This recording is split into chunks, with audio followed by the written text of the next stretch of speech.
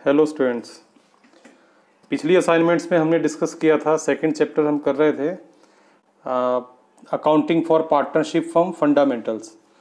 उस चैप्टर में हमारे 3 टॉपिक्स रह रहे थे स्टूडेंट्स।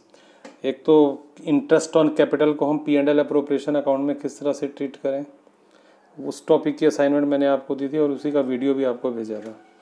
उससे रिलेटेड क्वेश्चंस भी उस असाइनमेंट में हमने मेंशन किए थे। तो आई होप कि you have solved all those questions.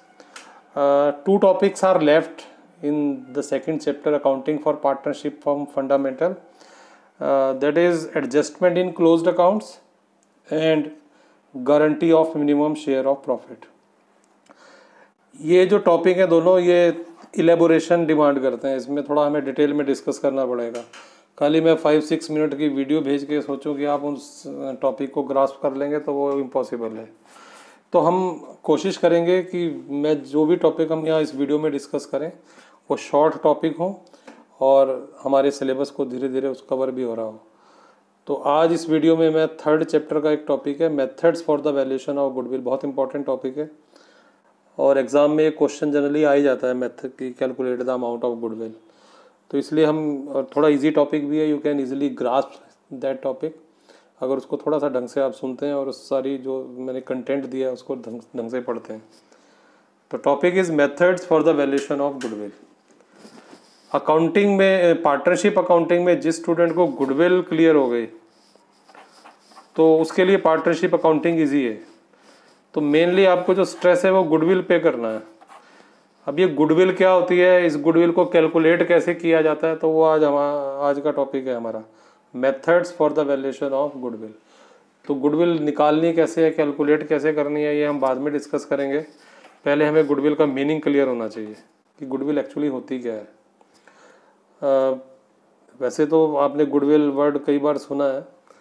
Generally हम गुडविल कहते हैं जी name, fame, reputation of the business, that is the goodwill of the business. और ये गुडविल किसी भी फर्म की बनती है उसकी सर्विसेज से, जो वो कस्टमर्स को दे रहा है बिजनेस, उस ऑनर की ऑनेस्टी से, हार्ड वर्क से हम अपनी फर्म की गुडविल को बना पाते हैं। एक कस्टमर बार बार एक ही शॉप पे जा रहा है, वो उसी तरह की कई शॉप्स हैं उस मार्केट में, लेकिन जो कस्टमर्स हैं वो सब अपनी पुरानी जो दुकान है जिससे उनकी पुरानी डीलिंग चल रही है वहीं जा रहे हैं। तो वो जो कस्टमर्स हैं वो अपनी ही दुकान, उसी दुकान पे बार बार जा रहे हैं। क्यों? क्योंकि उस दुकान की, उस पर्टिकुलर बिजनेस की गुडविल बहुत अच्छी है। वो जो कस्टमर्स को सर्विसेज दे रहा है बिजनेस, वो बहुत बढ़िया दे रहा है, तो उसकी गुडविल है। जिस फर्म की गुडविल ज़्यादा होती है वो फर्म ज़्यादा प्रॉफिट अर्न करती है, क्योंकि उसकी सेल ज़्यादा होती है, उसके कस्टमर्स टूटते नहीं हैं, किसी शॉप दूसरी पे जाते नहीं हैं।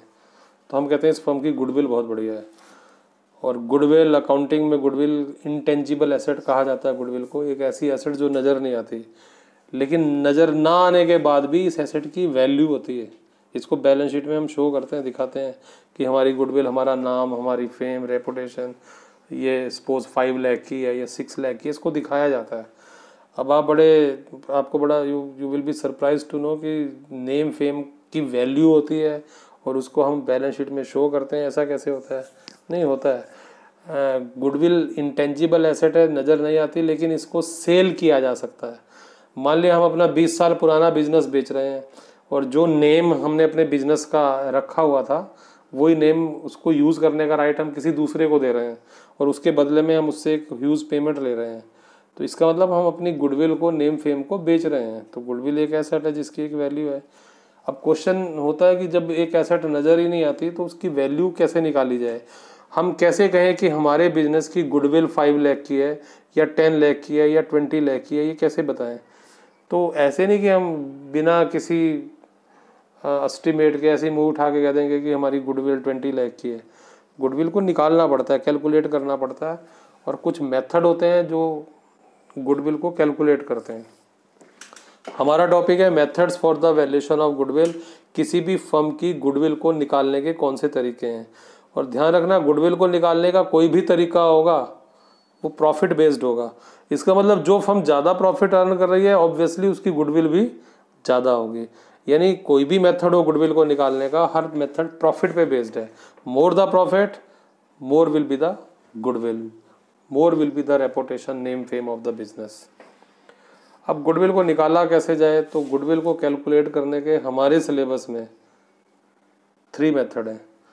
तो पहला मेथड है एवरेज प्रॉफिट मेथड, बड़ा सिंपल और इजी मेथड है एवरेज प्रॉफिट मेथड। इस मेथड से गुडविल को कैलकुलेट किया जाता है। Goodwill is equal to average profit into number of years purchased. Average profit को नंबर ऑफ ईयर परचेज से मल्टीप्लाई करके हम किसी फर्म की गुडविल को निकाल लेते हैं।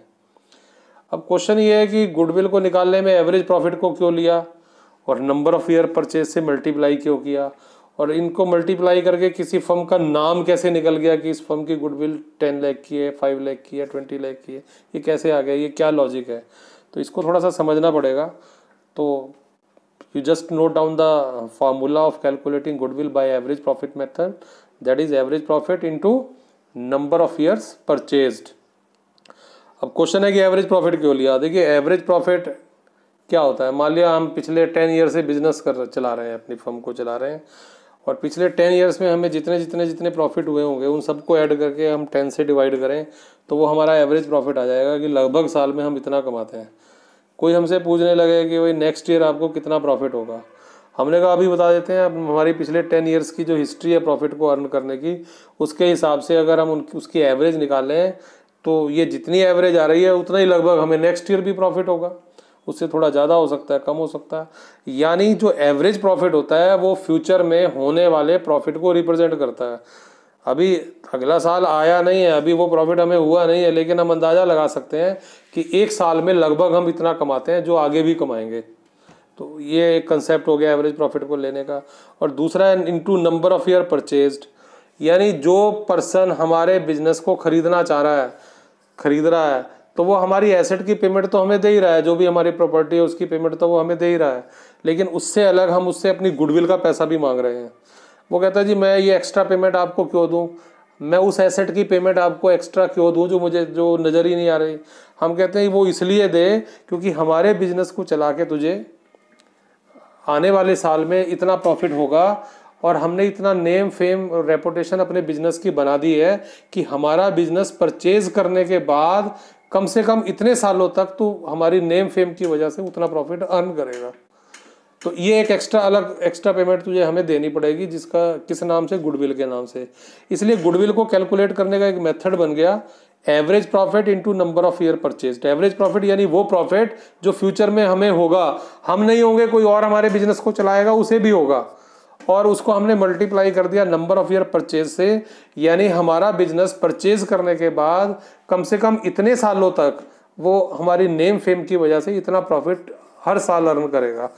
तो जितना उसको एक्स्ट्रा बेनिफिट हमारे बिजनेस को खरीदने से है हमारे नेम फेम की वजह से, तो वो पेमेंट वो हमें पे देगा, किस नाम से, गुडविल के नाम से। इसलिए मेथड हो गया goodwill is equal to average profit into number of years purchased. अब इसमें थोड़ी आपको बातें ध्यान रखनी है। जब भी आपको एवरेज प्रॉफिट निकालना है तो जो डिफरेंट लास्ट ईयर्स के आपको प्रॉफिट दिए हों, they must be the normal profit of the firm. वो वाकई वो प्रॉफिट होने चाहिए जो फर्म ने अर्न किए हैं, बिजनेस ने कमाए हैं। उन प्रॉफिट्स में अगर किसी ईयर के प्रॉफिट में कोई एबनॉर्मल इनकम जुड़ी हुई है which is not the business income, हमने कहीं बाहर पैसा इन्वेस्ट किया हुआ है, वहाँ से इंटरेस्ट आया और वो उस पर्टिकुलर ईयर के प्रॉफिट में जुड़ गया, तो इसका मतलब वो प्रॉफिट बिजनेस ने तो नहीं कमाया जो इंटरेस्ट से हमें, जो इन्वेस्टमेंट से हमें मिला। तो आपने ऐसी एबनॉर्मल इनकम को प्रॉफिट में से निकाल देना है, क्योंकि आपको तो नॉर्मल प्रॉफिट चाहिए फर्म की अर्निंग कैपेसिटी आपको चाहिए, फर्म ने एक्चुअली कितना कमाया, ताकि हम उसके बेस पे ये निकाल सकें कि फ्यूचर में फर्म कितना कमाएगी। इसी तरह किसी ईयर के प्रॉफिट में अगर ऐसा हुआ है कि कोई आपने एबनॉर्मल एक्सपेंसेस कंसीडर कर लिया, सपोज किसी ईयर हमारे बिजनेस में गोडाउन में आग लग गई, लॉस बाय फायर हो गया, तो उस ईयर का प्रॉफिट सपोज कम हो गया, तो ऐसे अब नॉर्मल एक्सपेंस को आपने दोबारा प्रॉफिट में ऐड कर देना है।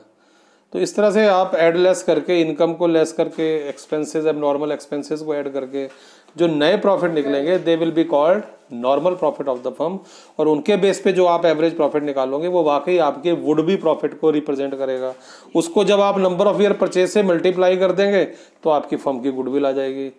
तो ये बड़ा इजी और सिंपल मेथड है एवरेज प्रॉफिट मेथड। इसमें कई बार हम वेटेड एवरेज प्रॉफिट्स भी यूज़ करते हैं। कई बार हम पिछले 5 ईयर्स के हमें नॉर्मल प्रॉफिट हमने निकाल लिए, लेकिन क्वेश्चन में दिया होता है कि किस ईयर को आपने कितनी कौन सा वेट यूज़ करना है, तो आपने पर्टिकुलर ईयर के प्रॉफिट को पर्टिकुलर वेट से मल्टीप्लाई करके और वो प्रोडक्ट्स निकाल लेने हैं, फिर प्रोडक्ट्स का टोटल करके नंबर ऑफ वेट से डिवाइड करके एवरेज वेटेड एवरेज प्रॉफिट आप निकाल लेंगे और उसका नंबर ऑफ ईयर परचेज से मल्टीप्लाई करके गुडविल कैलकुलेट हो जाएगी। ये वेटेड एवरेज प्रॉफिट हम वहाँ निकालते हैं जहाँ प्रॉफिट्स में फ्लक्चुएशंस ज़्यादा हों। किसी साल तो हमें 10,000 का प्रॉफिट हुआ, लेकिन नेक्स्ट ईयर हमें 3 लाख का प्रॉफिट हो गया, फिर हमें 50,000 का हो गया। तो ऐसे केसेस में simple average profit would be profit को रिप्रेजेंट नहीं करता, तो वहाँ स्पेशली हम वेट्स यूज करते हैं। क्वेश्चन में वेट्स दिए होते हैं, you just multiply the normal profit with weights and find the product, then sum of the product divided by number of weights, you can calculate the weighted average profit. Then multiply the weighted average profit by number of year purchased, so you can calculate the goodwill of the firm. तो ये आपका हमारा first method goodwill को निकालने का average profit method. इस method के कई क्वेश्चंस हमें दिए हुए हैं हमारी बुक में, तो उन क्वेश्चंस को मैंने असाइनमेंट्स में आपको दिया, मेंशन किया। 3.7 पेज है हमारी बुक का, उसमें इलस्ट्रेशन 3, 4, 5, 6, 7, 8 और 9 ये इलस्ट्रेशंस हमारी सब एवरेज प्रॉफिट मेथड पे बेस्ड हैं। इनको आप पहले देखें। उसके बाद प्रैक्टिकल क्वेश्चंस दिए हुए हैं 3, 4, 5, 6, 7, 8 और 9, उन प्रैक्टिकल क्वेश्चंस को करें। तो सिंपल मेथड है, जब एक बार ट्राई करेंगे, कोशिश करेंगे तो इसके क्वेश्चन सॉल्व हो जाएंगे। अभी 2 मेथड और हैं हमारे गुडविल को कैलकुलेट करने के, एक super profit method and capitalisation method. इन दोनों मेथड का वीडियो मैं नेक्स्ट असाइनमेंट में, नेक्स्ट टर्म में आपको दूंगा। तो आज एवरेज प्रॉफिट मेथड को ध्यान से करें और जो क्वेश्चंस मैंने आपको मेंशन किए पहले इलस्ट्रेशंस करें, उनको समझें और फिर वो प्रैक्टिकल क्वेश्चंस जो मैंने इसमें मेंशन किए उनको करें। अगर इस क्वेश्चंस को निकालने में कोई भी प्रॉब्लम आती है तो you just call me, you know my number. Again I am repeating my number 9466 58 So you may call me and you can clarify your doubt, but try student, क्योंकि इस टाइम जो ये टाइम चल रहा है तो इसमें सिर्फ एक यही वे हो सकता है कि हम अपने सिलेबस को आगे बढ़ाएं। एक्चुअली जो हम क्लासरूम में पढ़ते हैं उसका तो कोई मुकाबला नहीं होता, लेकिन फिर भी क्योंकि टाइम की डिमांड है तो हमें इसी तरह से उसको समझ के करना है। कोई भी प्रॉब्लम है कॉल करें, पूछें मुझे, लेकिन ट्राई ज़रूर करें। Thank you students, thank you so much.